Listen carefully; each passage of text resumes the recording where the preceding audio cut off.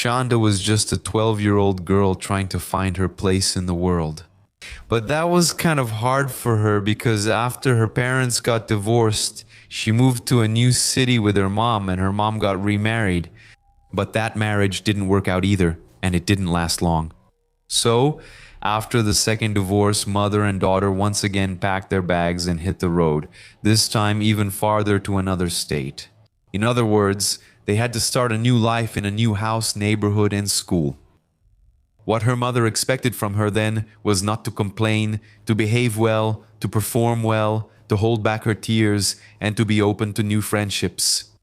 That's exactly what she did on the night of January 10, 1992, when she agreed to go out. A car ride with some girls who were older than her.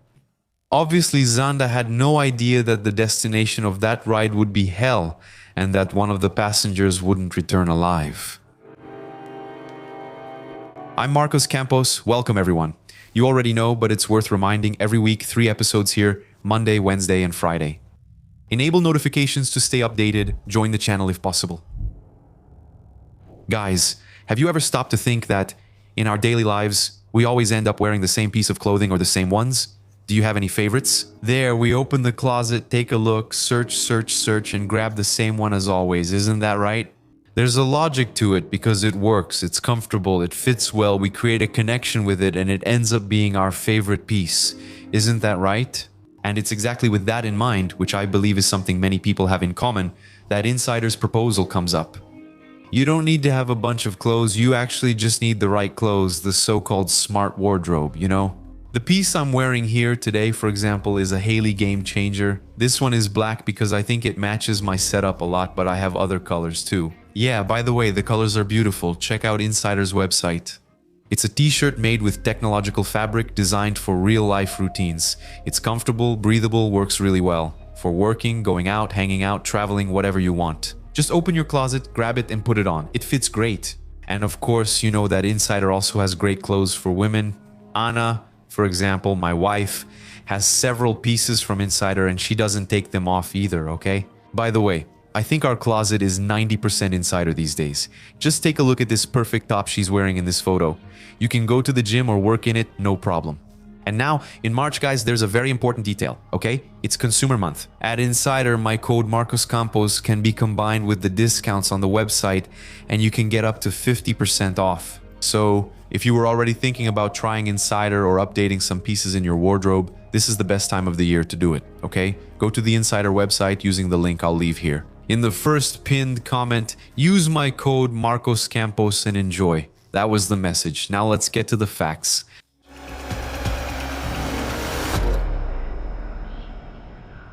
Well, to understand how this story ended in such brutality, we need to look a bit at what started decades earlier, far from that night in January of '92.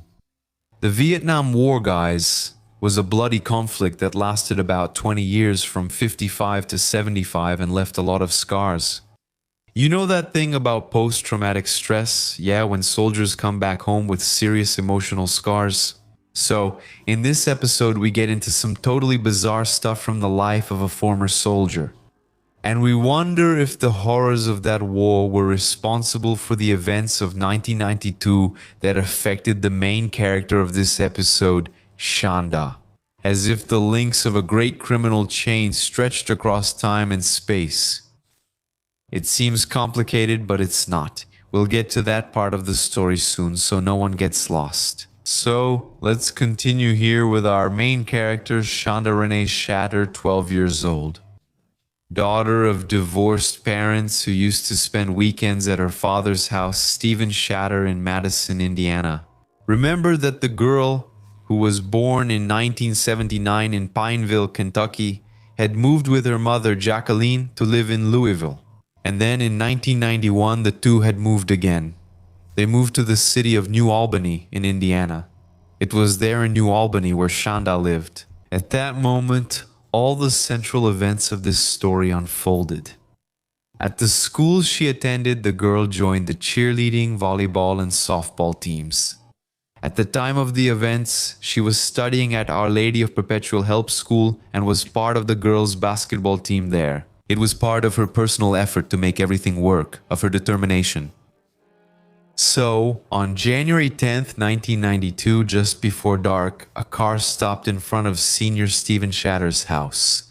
In the vehicle, there were four teenagers who were looking for Shanda and introduced themselves as friends of Amanda Herverin, a girl from school who was friends with Shanda.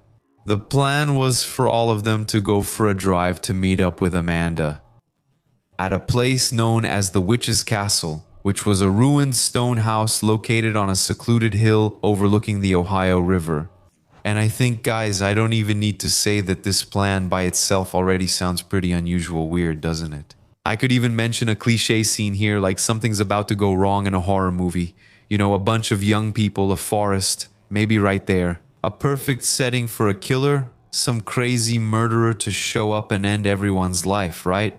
Shanda wasn't excited about the plan. She said no, that she had a party to go to, but she suggested that the girls come back later, around midnight. Maybe it was just an excuse, you know, so it wouldn't be awkward. And here we don't really know for sure what happened, okay, guys? What actually happened is that night, Shanda's father and stepmother went to bed and allowed her to stay downstairs in the house watching television. The girl was only 12 years old when everything happened. But at midnight, Satan's Cinderella's returned and the invitation was still standing. That's right, Amanda was still at the witch's castle waiting for the gang. So, Shanda changed clothes and went out with the girls, a nighttime adventure. As you can imagine or guess, she was the one who never returned from that outing. Her parents, Stephen and Jacqueline Valgot, reported her disappearance the next day after lunch around 3 p.m. to 2 p.m. Actually, at the beginning of that day, when her father and stepmother noticed the girl's absence, they followed the same routine as always. They called friends, relatives, classmates. Then, they informed the girl's mother about her mysterious and unexpected absence and finally reported the case to the police. So, with no other option, the father and mother met and filed a missing person report there with the sheriff of Clark County. It's not recorded, but it's very likely that in the initial information gathering, the father mentioned the visit from those unknown teenage girls, with that supposed invitation to go for a ride. But what had Shanda refused? It was also important to know that in any case, they didn't hear anything, didn't see anything, and were unaware of other details about the girl's departure. Which must have happened, as we noticed, when the parents, in fact the father and the stepmother, had gone to sleep and the girls returned.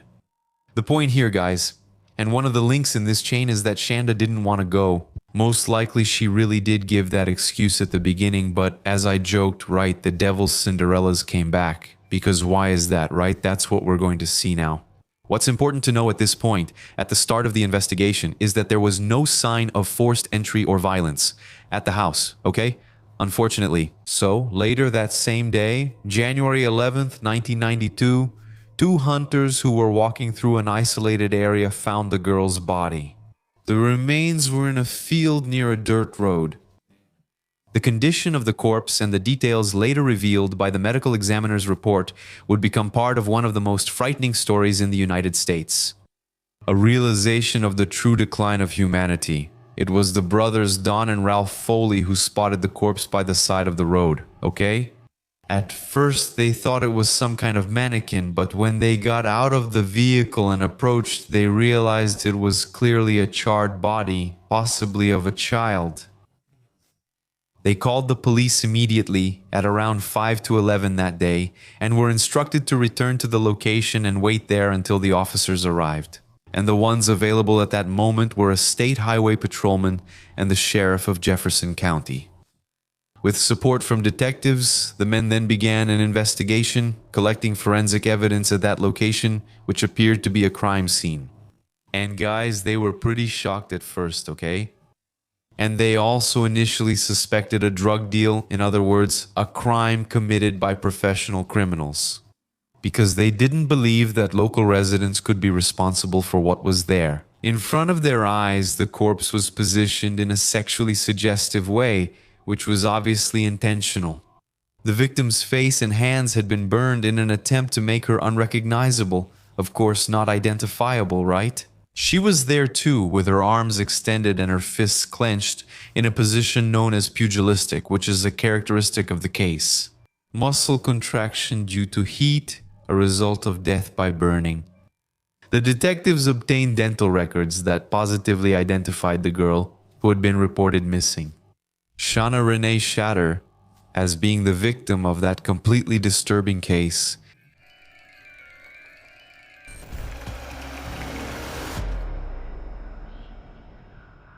The police needed to know what the girl's last steps were the night before to solve the brutal crime. However, there was no need for investigative work, since two teenagers entered a police station at 8:20 a.m. that same day, accompanied by their respective parents. It was already night, wasn't it? Then, they told what had happened. The accusers were Hope Anna Rippey, 15 years old, and Tony Lawrence, 15 years old. They also said that they were present, but that the ones involved or responsible for the homicide were two other teenagers. Melinda Loveless, 16 years old, the youngest of three daughters of Marjorie and Larry Loveless, and also Marie Lorini, or Lori Tackett, 17 years old daughter of a man with two convictions for serious crimes. You see, both girls, informants or witnesses. Hope and Tony gave very confusing statements. But identifying the victim as Shanda, naming those responsible or possibly responsible for the murder, isn't that right? And describing the main events of the previous night as best as they could.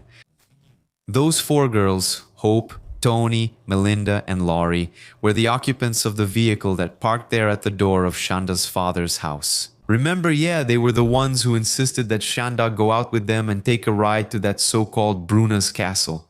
From here on, the dynamic between them changes completely.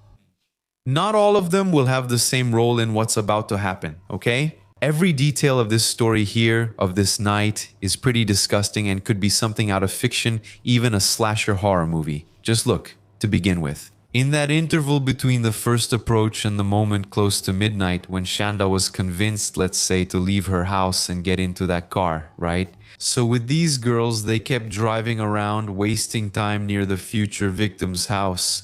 You know, stopping by and taking a look, right? Afterwards, they went to a nearby city, close to Louisville, and watched a punk rock show.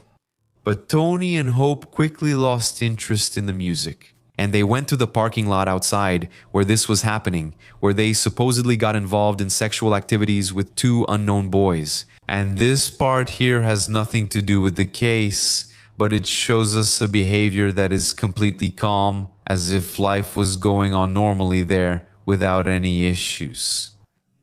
What I mean is this, guys, they already had this plan in their minds, but even so, they went on living their lives normally. Some people were there watching the show, others were in the parking lot, right? Making out, and life goes on. Even so, the crime committed that night was solved, and it was planned, premeditated. Melinda Loveless was the one who planned everything. She organized this group outing and was armed with a knife. Apparently, she convinced the other three girls that the goal was just to scare Xanda, as a punishment for her being a copycat girl and interfering in Melinda's relationship with her girlfriend. But hold on, I'll get to that part soon, okay? What was later identified by the investigators is that Melinda hid inside the vehicle and surprised Xanda. And at that moment, she was already scaring the girl, threatening her right after she got into the vehicle. And it's important to make a note here to clarify that this Melinda Loveless, probably the worst of the group, had been harboring a deadly hatred against Xanda for a long time. Even though the story is kind of absurd, the supposed origins of this feeling came from the fact that her ex-girlfriend Amanda Heverin was friends with Xanda, and that made Melinda jealous. I think you guys remember, right, that the whole start of this story began with like, hey, let's go hang out at that witch thing, Amanda is waiting and all that? So Amanda would have a relationship with the killer who was jealous of Xanda, who was Amanda's friend. We connected all the dots. Yeah, Amanda apparently was older, a year older than Xanda. At that time, they studied at the same school, and for random reasons, they didn't like each other at all in school. They were in 6th or 7th grade at school, they competed and hated each other, until one day when both of them were taken to the principal's office and ended up in school detention as punishment. Even on that day, they were forced to sit side by side and ended up talking, laughing, and became friends. Apparently good friends. Man, just notice how it goes. The links in this chain start closing, man. But Melinda Lovelace, who was in love with Amanda, didn't accept this turn of events. So what about Amanda's new friendship? With that, Melinda, who was about 3 or 4 years older than the other girls, aimed all her resentment at Xanda. The threats were so serious and taken so seriously that Xanda's parents decided to take their daughter out of the school where she studied and spent time with Amanda. They enrolled Xanda in another school, separating the friends, but ensuring Xanda's safety from the other teenagers' craziness, right? Apparently, Xanda and Amanda kept talking on the phone and even exchanged letters. Just typical teenage friend stuff, right? Whether they liked each other in a more romantic way, we can't really say. That's not clear in the story, okay? This situation, however, fueled Melinda Lovelace's dark desires to hurt and kill Xanda. Because even if it's not clear whether there was a more romantic feeling between the two friends for the killer, that was obviously the case, right? In her mind, it existed. There were public threats and written evidence with notes and death threats. This came to the attention of the authorities like a juvenile court, you know. However, nothing was done, the threats weren't taken seriously, so life went on, and Xanda's parents thought it was better to transfer their daughter to another school. As we saw, Xanda was probably advised to avoid confrontations with Melinda Lovelace with this scenario set up. So, it's certain that she didn't know her enemy would be inside the car and would take part in the outing on that last day of her life. Xanda was indeed taken to the witch's house, this place here, but her friend Amanda wasn't there. She was never involved in this sordid story of violence and death. When Xanda found herself trapped inside the car, facing the blade of the knife and Melinda Lovelace's threats, she started to cry and beg to get out, to go back to her house.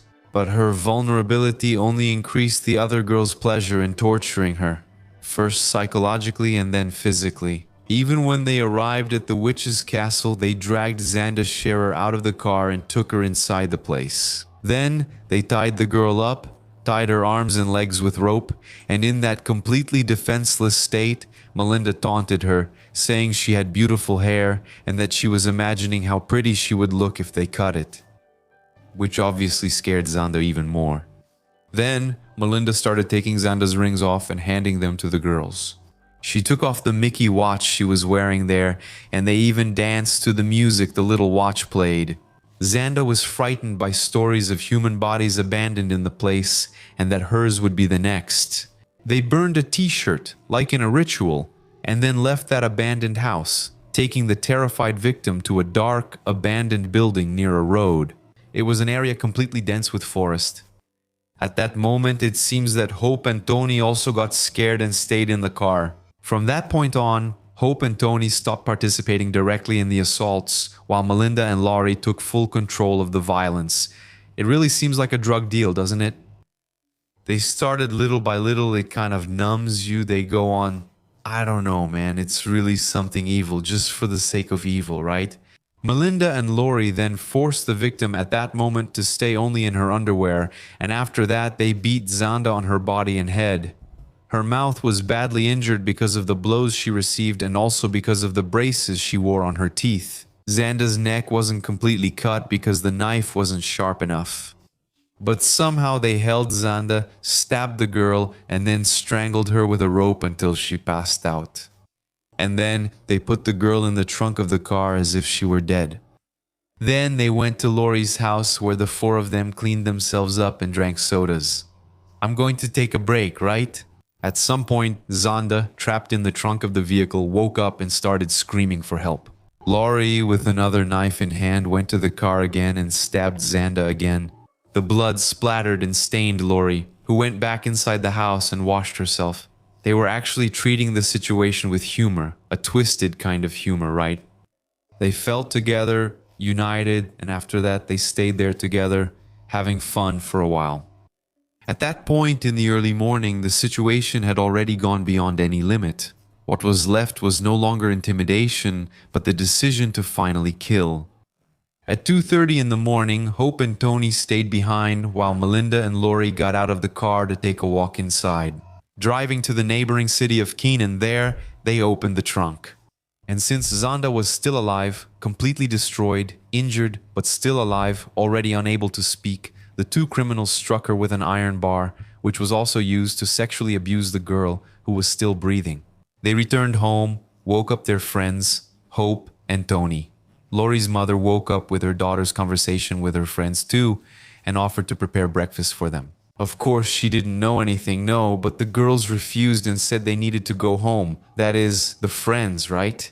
They left together then. Shanda was still in the trunk of the car. So, the girls left with the car, stopped at the gas station, filled up there, bought a 2-liter bottle of Pepsi which was emptied and filled with gasoline. It was the final stage of that completely evil plan. After finding a place considered deserted, so safe for dumping the body, they used the blanket that was in the vehicle to carry Shanda into the woods.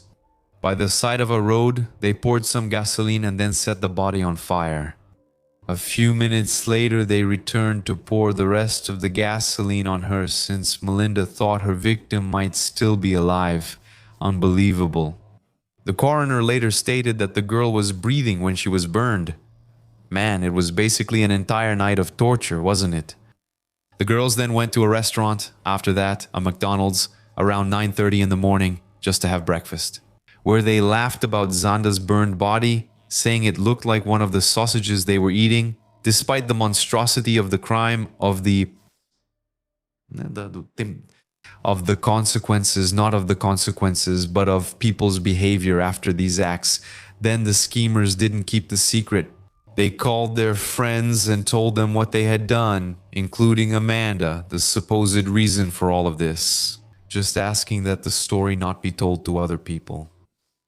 But, as already mentioned here, Hope and Tony went to the police, even though they were involved in carrying out the crime. Police recovered various material evidence and testimonies that incriminated them. Also, for example, both on the way there and on the way back, they stopped at gas stations, asking for information and also to buy gasoline. Cell phones are not mentioned or whether they could be tracked at the time. However, if they weren't present, there were blood-stained clothes, the knives, and many other things that could prove who was responsible. The involvement of all these girls in this homicide, right?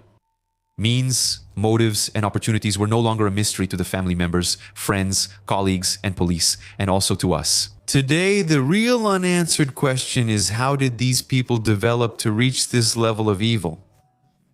So, it's even hard to describe because they were beyond any known and expected behavior. For 4 teenagers, that's not normal, at least I would say. They committed acts of brutality that in another context would be considered war crimes, even crimes that could be punished by the death penalty. But don't forget, guys, they were just minors, teenagers.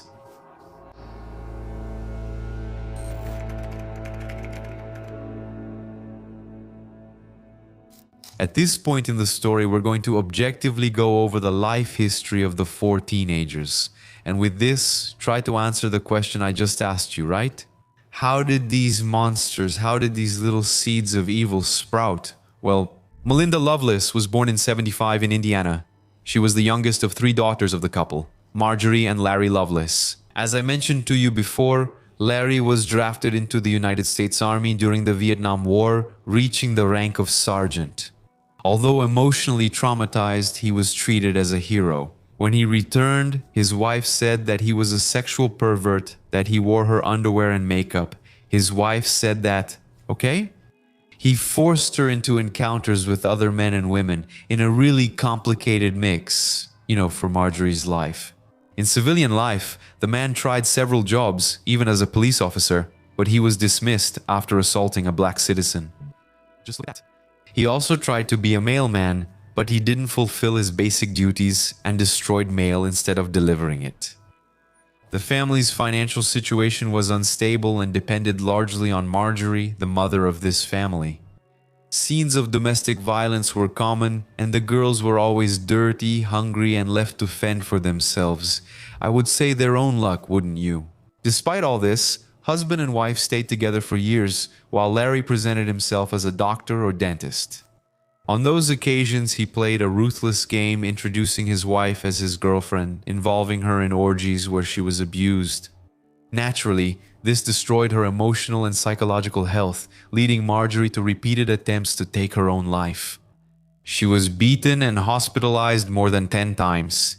This led the man to be sent to jail for short periods on charges of assault. So, to sum it up here, guys, it was an endless cycle of terror. As for his behavior with the 3 daughters, we don't know for sure, but we can assume it was pretty much the same thing, right? Especially since the girls slept in the bed with their father and he molested a niece. The girls were disturbed by witnessing what happened there with their mother, right? And the various suicide attempts by Marjorie. A house of horror, like I said, and fear. The 3 daughters, who had different sexual orientations, lived in a highly dysfunctional family environment. After many bizarre and embarrassing situations, as well as assaults with a firearm and a knife, Larry abandoned the family, filed for divorce, and moved away. A relief, right? But I think the damage was already done, wasn't it? What was left from this unfortunate history is that Melinda, the youngest, was devastated when her father abandoned the family, especially when Larry remarried. He wrote letters to his daughter for a while, but eventually he cut off all contact with her. And finally, he was called to hell. On December 16, 1998, when she was in a car accident, the damage to Melinda's personality was done and it was irreversible. The girl was everything bad you can imagine from a very young age, troubled with very violent tendencies, which led her to leave home and drop out of school. That's the result, right, guys? I'm not saying that this justifies it, not at all, it's far from that, but it's something where we can find the connecting points, right? The girl doing what she did to Shanda is also a reflection of that soul that was corrupted. It's not about whether she had something innate, I don't know, right? Maybe she did, maybe all this family history helped water the seed, we don't know. Well, Marie-Laurine, or Lorino, is the Tequette, the second one who actively participated in all parts of the plan. She was born in Madison, Indiana in '74. Her mother was a very extremist religious woman, married to a factory worker who had 2 convictions for serious crimes in the '60s. Another dysfunctional family failed to protect the girl, resulting in repeated sexual abuse during her childhood. Her mother, completely limited by extremist beliefs and not understanding that her daughter was a victim of sexual predators, tried to strangle the girl who insisted on dressing like a man. The social workers weren't much help, even though they made unannounced visits to the family's home to monitor her upbringing. What was really going on there, right? The abuse at home continued and also affected Hope, Laurie's friend, because of the girl's use of an Ouija board. Laurie seemed fascinated by the occult and often tried to impress her friends by pretending to be possessed by Dina's spirit.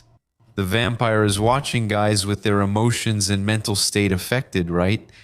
She started self-harming in early 1991 at the same time she got involved with a girl who was also seeking answers in the occult. And when her parents found out about the self-harming, they admitted the girl to a hospital where she was prescribed antidepressants and everything else. A few days later, in the company of her girlfriend and Tony Lawrence, Laurie cut her wrists deeply and was taken back to the hospital, which led to a psychiatric admission. Diagnosed with borderline personality disorder and schizophrenia, she was only discharged about 3 months later, but she didn't recover enough to get her life back on track. So, in the following semester, she dropped out of high school away from her parents' house and she met Melinda Lovelace, and they became inseparable best friends. Hope, on the other hand, was born in Madison in 1976. Her father was an engineer at a power plant. Her parents got divorced and later remarried. There was some turbulence at home, but we don't know the reason for her problems, which also led her to self-harm at the age of 15. Her parents disapproved of her friendship with Melinda and Laurie, but the girls related to each other and were very close, as we saw. Tony Lawrence, in turn, was also born in Madison in '76. Her father was a boilermaker, supported the family, and there was no divorce in the family, okay? Unfortunately, she was abused by a relative at the age of 9 and again suffered sexual violence by a teenager when she was 14. Regarding this second attack, the police only issued a restraining order for the guy to stay away from Tony. Her family made her attend therapy sessions, but that didn't ease the pain she was feeling. The girl had multiple sexual partners, started self-harming, and attempted suicide in 8th grade.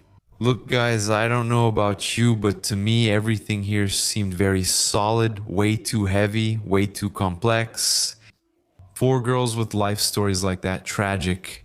Being close, being neighbors, classmates, and finally, allies in one of the most barbaric crimes I've ever told here, right? They were their own. In heavy quotation marks, psychologists and counselors totally incapable of dealing with everything that had happened with the suffering in their lives. So, who would help them think clearly about this unjustified hatred for Shanda, who would put a stop to their craziness?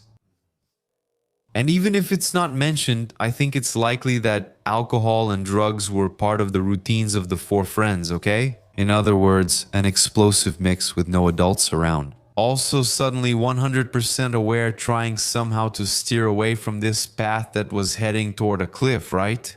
On January 12, 1992, the teenagers Lori and Melinda were arrested for the murder of Xanda Renishera. I think that in this case, it was more than justified and necessary for the investigation and the building of the case to happen under judicial secrecy, right? Without the disclosure of details to the press. But the prosecution immediately declared its intention to try Melinda Loveless and Lori Techt as adults. So, to avoid the death penalty, the girls accepted plea deals, those deals, that are made during the judicial process. Each one received a different sentence. Tony Lawrence was the first to accept a plea deal and served 18 years in prison, being released on December 14, 2000. Probably not, right? Before serving the full sentence.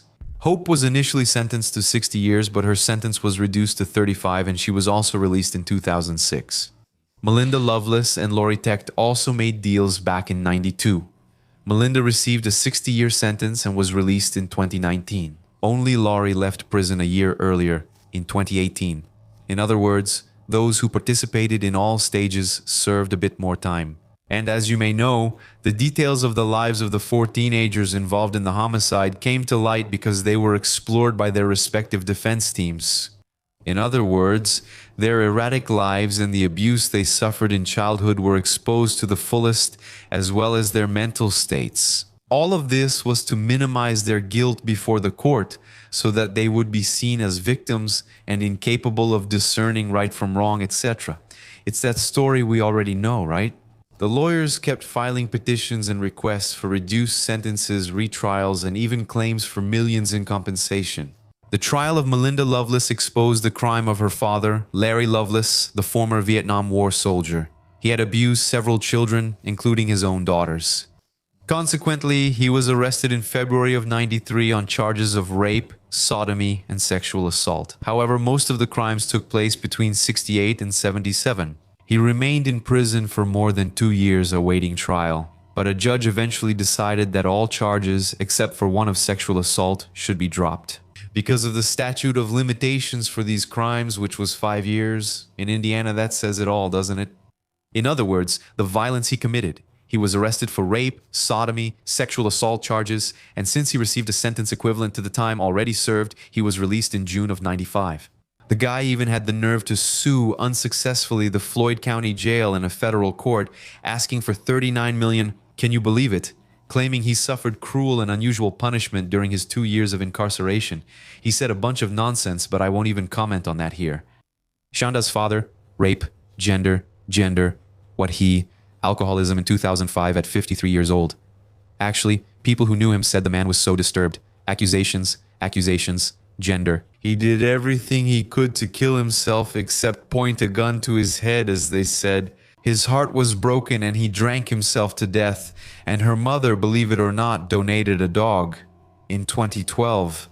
Her mother, as happens in many cases, got involved in causes, in projects.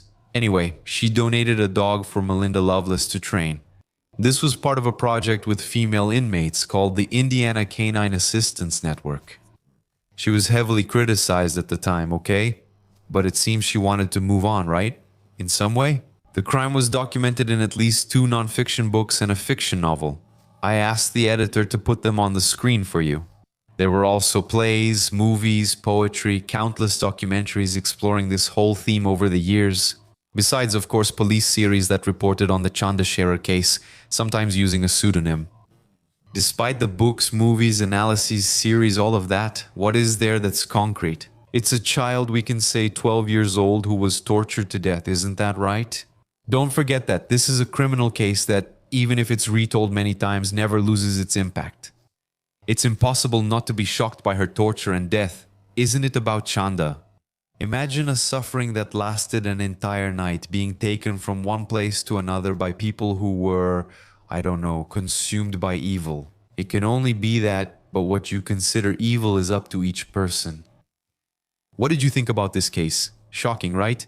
Leave a comment below. Thanks for your company, a kiss from Ruivo, and see you next episode.